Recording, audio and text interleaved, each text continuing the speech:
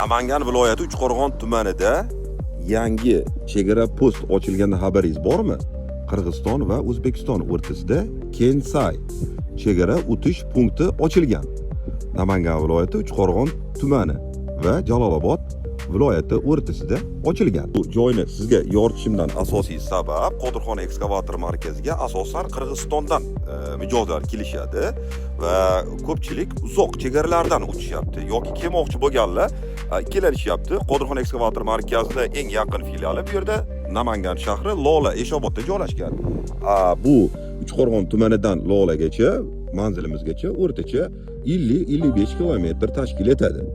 Mana bilmaganlar uchun ma'lumot, Kensay yangi chegara o'tish punkti 10 daqiqada o'tasiz. Muammosi yo'q. Yengil mashina ham bemalol o'tsangiz bo'ladi.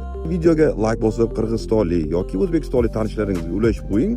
Shu post borligini ko'pchilik haligacha bilmaydi. Mana shu post orqali oson va tez O'zbekistonga yoki Qirg'izistonga o'tishingiz mumkin. Barchangizni Qodirxon ekskavator markazi O'zbekiston bo'ylab filial do'konlarida kutib qolamiz. Kengsayimiz endi sog'inamiz. Ağzın jardan taska o'qillatganda davsinan